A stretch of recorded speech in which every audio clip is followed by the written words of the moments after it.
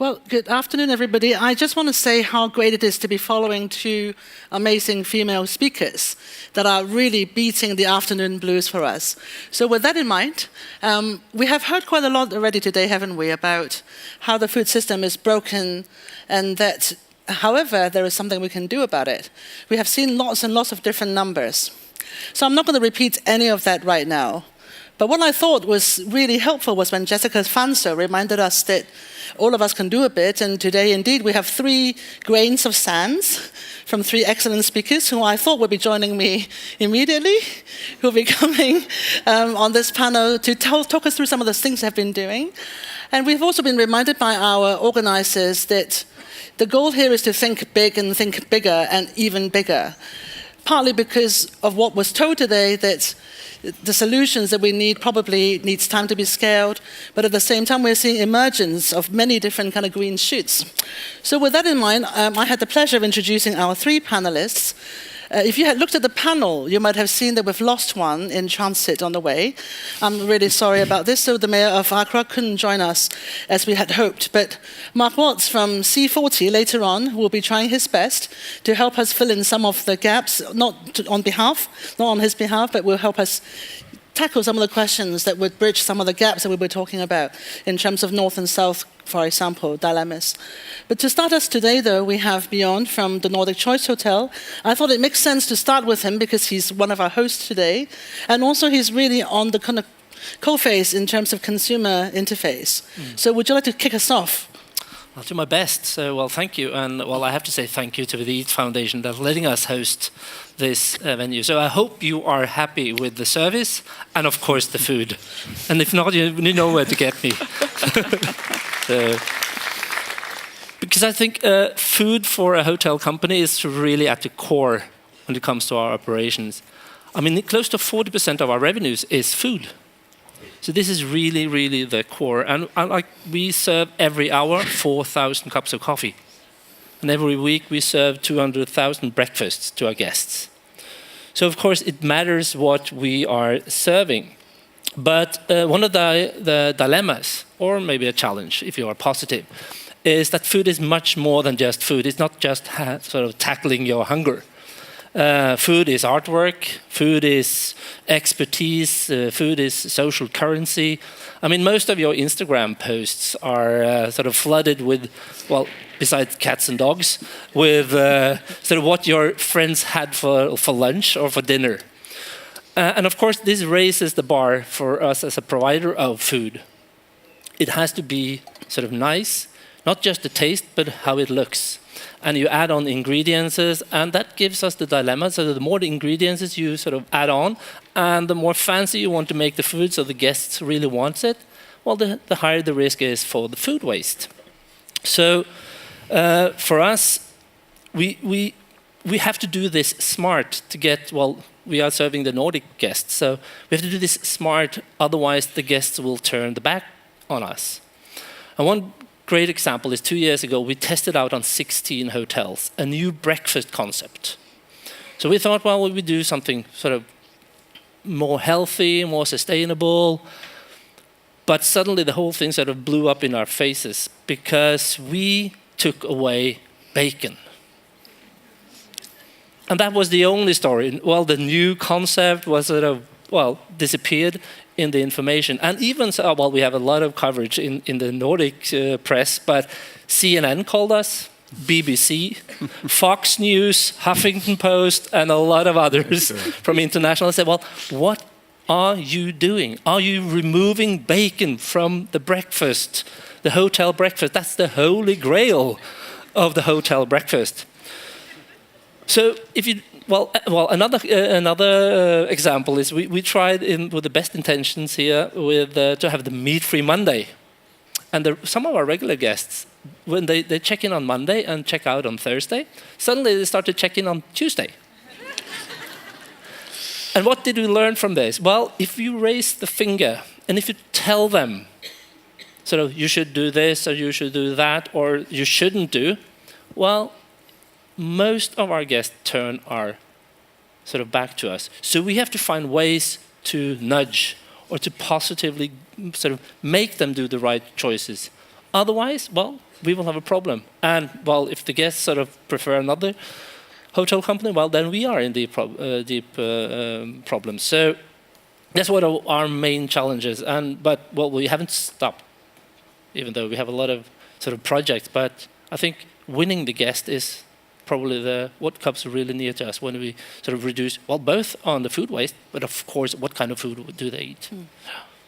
Well, thank you. So you set the stage very nicely that obviously you want to do something. At the same time, how do we bring people along with us, whether they're consumers and others? You also reminded us earlier that food waste isn't just food waste. There's many different things. And in fact, when we were chatting earlier, it kind of dawned on me, which is a bit dumb that I hadn't thought of it before, that of course food waste is also a lot of packaging and all the logistics in some ways that comes with it, in addition to overconsumption being another wasted food. You know, we consume 10% more than we should. And in some ways, eating too much is as much a waste as eating, as putting them to waste and letting them rot. So we have also Annica Bresky, from Stora Enso, who will tell us a bit about what are the progresses on the storage and packaging side, and how do you see we can find more green shoots going forward? Yeah, I represent another part of the business here, not direct food producing, but actually how do we get the food from the different companies that make the processing or the farmers to the consumers. And Stora Enso is a company founded from forestry 800 years ago. It's actually the oldest company in the world. So we have been through transformation many times throughout the centuries.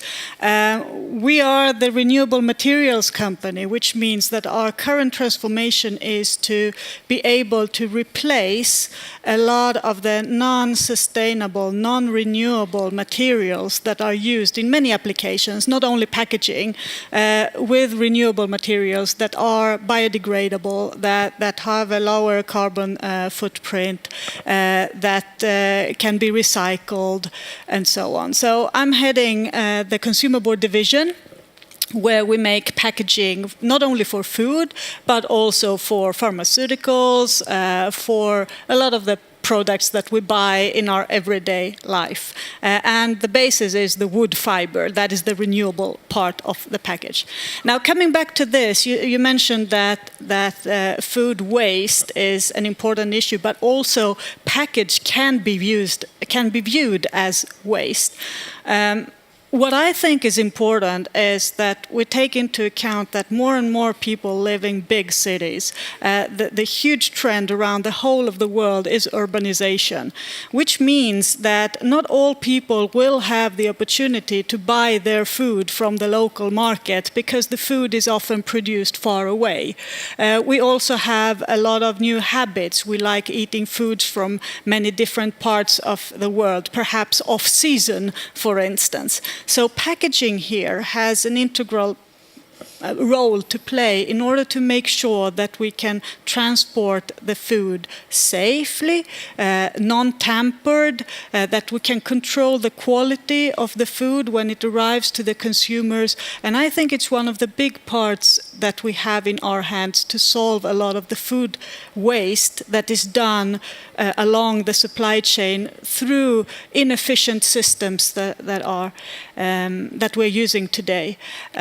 I think still there is a lot of lack of understanding on where does certain food waste appear. In developed countries, perhaps there is a different pattern, as we saw here, and in countries which are just growing, there are other challenges.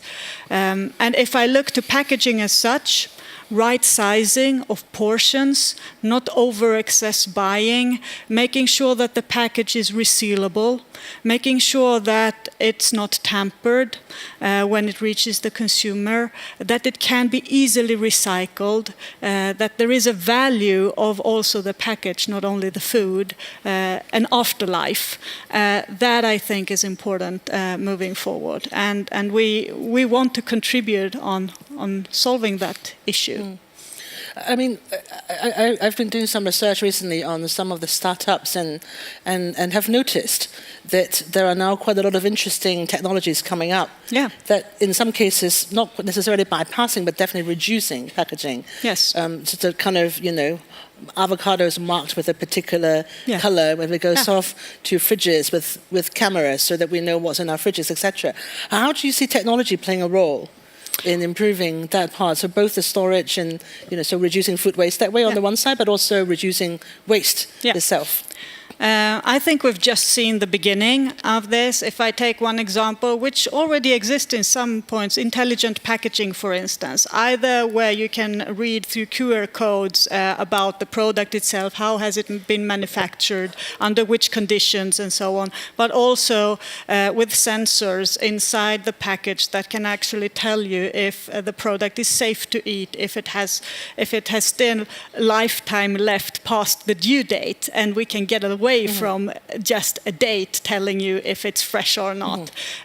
Those types of technologies will become more and more prominent. And I think also digital tools like apps that will help you make choices of what you have in your fridge, that you eat the food that you bought first, last, and so on and so forth, to help us change our patterns. So I think packaging can do a lot to help us save food. And then if we have collection systems around the world that help us recycle and take care of the package, then it's not waste. It's a resource that we can use for other materials. Well, so we have heard now from two speakers who, in some ways, emphasized interface with consumers. And our third speaker is Mark Watts from C40, who, cities are obviously where a lot of action is. We have crossed that civilizational boundary a while ago, that more than half of us now live in cities. And increasingly we look to cities as not just a bastion of creativity, but also sources of action, whether it's climate change, food security, reduction of food waste. So tell us a bit more about what you're doing, Mark. Well, I guess in the context of this discussion, we're ultimately focused on trying to eliminate food waste altogether in the context of the world's major cities, in the sense of the use value of organic material is utilised rather than it being treated as waste. And we're C40 is an organisation of mostly very large cities, but also some of those cities that are seen as the real environmental leaders in the world, indeed like Stockholm. And our starting point is climate change. And I think traditionally one wouldn't have focused very much in an urban context on food, because you would have seen agriculture as a rural issue. But actually, when you look at the numbers, if you do an analysis of greenhouse gas emissions produced within the C4 cities based on what's consumed by people living in those cities rather than what's produced within the cities, about 20% or more of the emissions come from food in some way. So it's a big issue if your focus is climate change, but it's perhaps not something that's been on the mayoral agenda previously. That's why in C40 with the Eat Foundation, we've created a food network, which actually now has proved to be the most popular gathering within C40. We have 16 networks, but the food one is the one that's got the most members, 40, almost half of our total membership of 96 members. And that's really working off, first of all, that understanding of the statistical importance of food to climate change, the fact that mayors like an issue where they can really engage with citizens, which food kind of everybody eats and everybody can understand it in some context. But also actually mayors have got quite a lot of power, and I think it relates to what we've already been discussing in this session. They manage the waste authority, so they have to deal with food at the point at which it becomes to be considered waste, and indeed can transform it into something that is still useful, particularly around compost or turning it into energy. But also city governments are big procurers of food, and so they can have an impact on the market by the decisions that they make, as well as, of course, they can influence through their soft power what consumers, what citizens choose, what they choose to eat, and how they choose to discard that which they don't wish to consume. Well, thank you, because certainly a lot of eye-catching news on banning certain kinds of food has come from city-level action in the US, for example. And I was just thinking as you were speaking that, especially now that we are not only looking at food system transformation, but also building circular economy and reusing as part of the discussion. Cities are almost like the beginning of the second life of things like municipal food waste.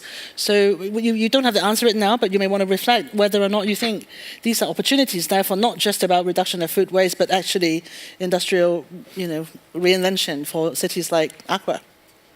Yeah, I think just the concept of starting to see what would have been considered organic waste as a resource for the city immediately transforms the way that you think about it as a policymaker. And the numbers we're talking about here are huge. The city of Los Angeles has diverted 700,000 tons of food waste from being stuck into a landfill just since it started a policy of really focusing on it in 2015. And that's potentially a great source of compost, putting nutrients back into the soil, as we've been hearing this morning. But it's also a source of energy if one wants to use it that way. But actually, I think the interesting thing from the policy point of view really is to go right back up the chain to what people are buying in the first place, how it's packaged, how it's transported to the table, how you can use good and innovative policy to reduce all of those things and increase local markets, organic markets, reduce packaging, so that the fraction that you actually have to deal with at the end of the process is much smaller. I mean, of all the things you guys have been talking about and heard about, what do you think are the most exciting things? I mean, I know that you wanted to talk about it at the beginning, but what is the single most exciting thing that you've heard about recently in your respective area or in other areas? I mean, do you want to start, Bjørn? Yeah, well, I think we mentioned technology, and I think there are huge possibilities here with sensors. As you said, we have just sort of implemented weighing scales, so then we know how much food are we actually wasting. And then you can start measuring, and you know, what measured gets done. And you can start with sort of benchmarking yourself. But I think in sort of the search of technology and high-tech and sensors and everything, there are some low-tech issues as well. So some years ago, we did it's really low-tech, went from the large designer plates to the small plates. And we reduced food waste with 20%. Because your eyes... In buffets? In buffets, yeah. Yes, okay. Because your eyes are more hungry than your stomach. So, but of course you can go as many times as you like. So I think technology is a really, really sort of a possibility for us. But we shouldn't sort of forget those low-tech, sort of the easy ways to reduce food waste as well. Are buffets good ideas? Are buffet good in themselves, or is it going to be another revolution? Well, like the it depends bacon on what revolt? kind of sort of glasses you. Well, if you ask the guests, so I'll be the advocate for the guests here. Well, on breakfast, they are pretty. They like the buffet. They like the choice. So, but can we do something with the buffet? Of course we can. If we put the meat in the front of the buffet, well, they will eat more meat. If we put meat in the end of the buffet, they will eat less meat. So start with the vegetables, the fruit and greens and stuff. So it's up to us sort of to make the buffet as sort of as healthy and sustainable as possible. And then if we reduce the plates as well, then we cut the food waste on 20%. Yeah, I think colleagues from World Resources Institute, Dan Van and others, also talk a lot about if you put a vegetarian dish, as a vegetarian dish, the consumption is much lower than if you just put it next to a whole load of other meat dishes. And we kind of tested it in our own canteen and kind of found the same results. So, I mean, I think it would be great to hear more about the different nudges that you can use. And if you don't mind using the Nordic Choice Hotel as a laboratory for us to test some of these nudging as well, that would be fantastic. I mean, you may not only see the bacon revolution; you may see others as a result. I mean, on the packaging end, what do you think are the most exciting thing, Annica, that you've seen recently that makes you think, yes, we can crack this? Not only the packaging thing, but actually how we can see that cities are now deciding for their own what type of cities they want to be in the future. It's no longer about how a country kind of brings it all together. It's about what a city decides to do. And I know lots of you might have seen the National Geographic's campaign now about plastics that's going on and so on. And the other week, for instance, Shanghai decided decided that they are going plastic-free for packaging. Single-use plastics are banned by, 2025 or something like that. And it's a kind of a bold statement. Shanghai is not a small city, but I think having a visionary approach to what you want to do and truly believing that there might be very innovative solutions and high-tech, but also, as you said, low-tech. A lot of the technology already exists today. And this kind of cross-learning throughout the world, which is enabled by the digitalization and all the social media that is out there, that I think is really encouraging. And I think comparing just a few years ago, we were talking about replacing plastics as a renewable materials company, and no one listened, no one was interested. Why is that important? And just in a couple of years, we have seen a totally different movement and consumers actually understanding, just like the lady before us said, that every single one of us has a choice and the choices that we make matter. And it's not empowerment of each and every one of us. And for me, that is an important area. So for packaging, I hope that we reduce packaging, that we choose the right type of packaging for the different applications, that we make up good collection systems around the world that's fit for purpose for the local communities that they are there. And that politicians and everyone in business is bold enough to have a vision of what we want to achieve by setting clear targets. Then I think we will sort this out. I mean, we have a question here that I think you kind of covered, really, but the dilemma about needing to use plastic and the similar materials to preserve on the one side, and yet at the same time they can help reduce food waste because they preserve food. And the question here is really about what one can do to display food differently or organize them differently. I mean, do you handle that part of things, or? Can you rephrase the question a little bit? Because so basically, I'm not sure I understand the question, but I think the question is about can you make sure that you display things better, so that you lead to less use of plastics, for example, but at the same time still preserve the food. Well, if you look at it, already today, as you said, there are solutions out there. You can have a PET bottle, or you can have a liquid package board package where 97% of the material is renewable and recyclable and biodegradable, and only 3% is plastic. So it's not about replacing all the plastics. It's about taking a step-by-step approach and making package a little bit better every day. And in some areas you need package because it's absolutely essential in order to ensure that food can be transported to people. And in other areas it's not needed. So let's make the wise choices. Mark, do you see cities doing exciting things about, regulating different types of waste? How do we put food within the larger context of waste reduction and etc.? Well, I think we've just heard one of them. I think what Shanghai is doing is extraordinary. Milan has been banning plastic bags, as many other cities have been bringing in rules. I was really excited to see in the Mayor of Paris's new climate strategy that she's made food policy a centrepiece of that, and indeed aiming to reduce emissions from the food sector by 50% in the next decade or so. But actually, the example I wanted to give, it's helpful in one sense that the Mayor of Accra is not here, because it's something that I saw him talking about a couple of weeks ago. And I think it's the importance of good data in driving good policy. So C40's been working with Accra on, for the first time, them having a really comprehensive, robust emissions inventory for the city. One of the things that came up in that was that a surprisingly large amount of emissions was coming from illegal dump sites that the city hadn't actually previously logged, and large amounts of methane, because about 70% of the waste is organic.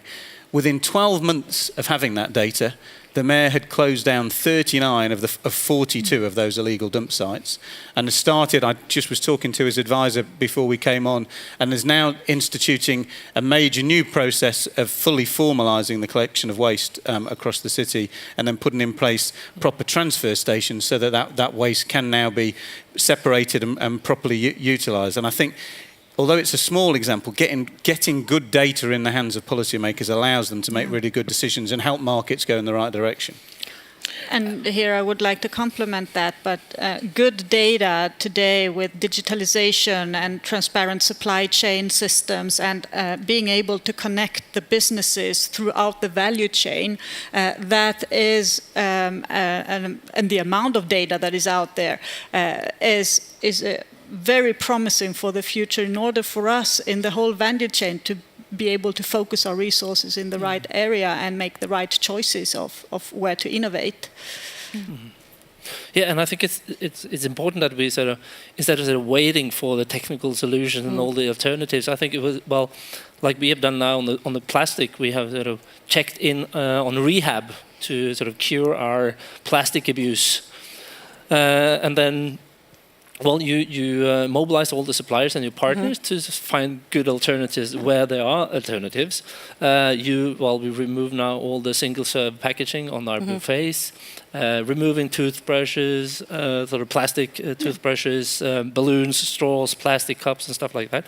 So because there are good alternatives already. Yeah. So I think also each sort of company or organization, this should say, well, there is possible to do something. We don't have to wait for sort of the revolution on technology.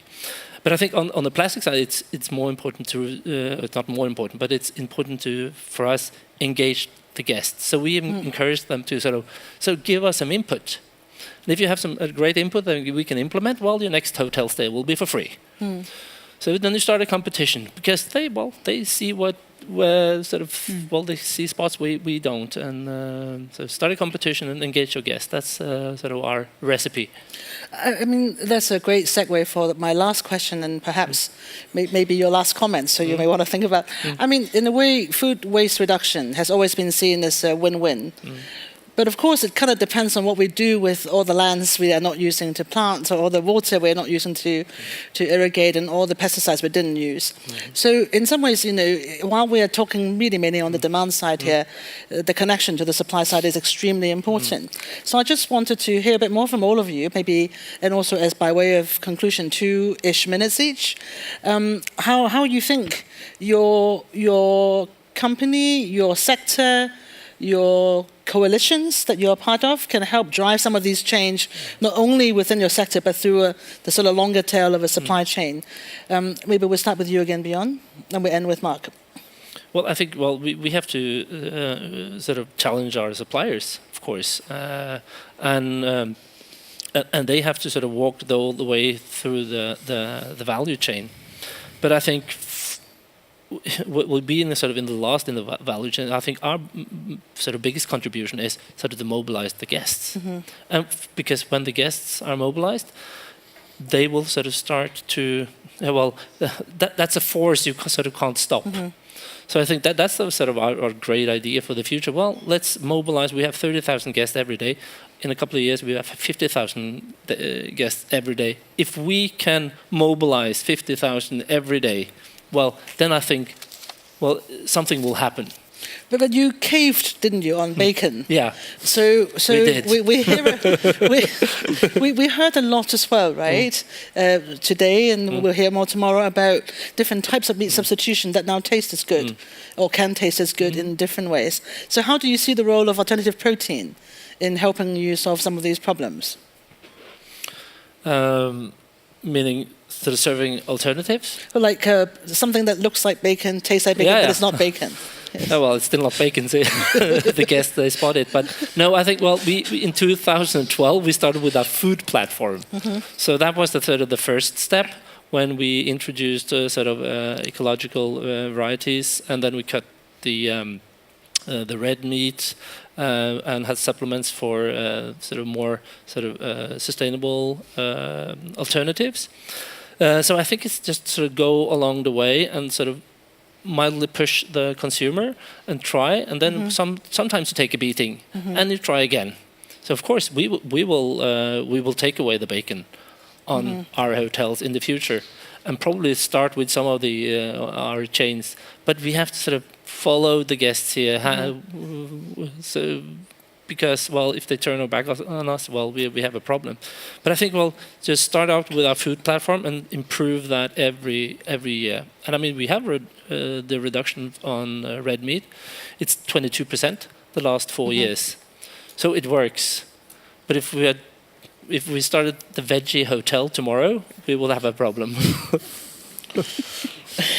You just reminded me that when we launched the Hoffmann Center at Chatham House, we served our guests mainly stuff that made of certain kinds of food waste.